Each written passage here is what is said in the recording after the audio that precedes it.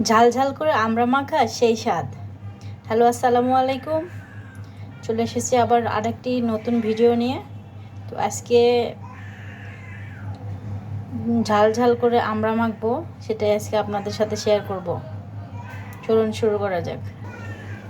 এখানে আমি 4টি আমড়া নিয়েছি, আমি একাই খাবো এই কারণে 4টি আমড়া নিয়েছি। তো এইগুলো কেটে কুচি কুচি করে নেব, তারপর দেখা হচ্ছে আবার আপনাদের সাথে। এই যে আমি আমড়াগুলো কুচি করে নিয়েছি। এখন এটা মাখার জন্য শুকনো মরিচ ভালো করে ভেজে নেব। শুকনো মরিচ দিয়ে যে কোনো মাখায় মাখলে অনেক মানে ঝাল ঝাল লাগে আর খেতেও অনেক ভালো লাগে। তো চলুন শুকনো মরিচ ভেজে নিই। কাঁচামরিচ ভাজা শুকনো মরিচ ভাজা শেষ। এখন আমি পরিমাণ মতো লবণ, হলুদ আর যেগুলো ইনগ্রিডিয়েন্ট দিতে হয় সেগুলো আমি দিয়ে নেব। দেখতেই পাচ্ছেন এখানে আমি পরিমাণ মতো লবণ, হলুদ আর তিনটা শুকনো মরিচ নিয়েছি। আর শুকনো মরিচগুলো আমি তেল দিয়ে কড়াইয়ে ভেজে নিয়েছি। এই কারণে বেশি মচমচা হবে। তো এগুলো এখন আমি মেখে নেব।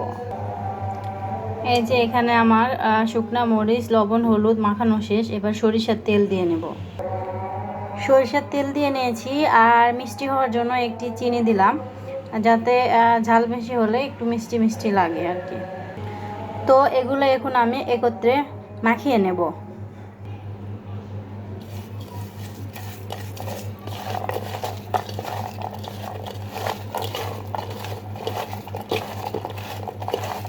এটা ভালোভাবে কষলে কষলে মাখিয়ে নিতে হবে, যাতে আমড়ার ভেতরে সব কিছু ভালো করে ঢুকে যায়, তাহলে খেতে বেশি মজা লাগবে।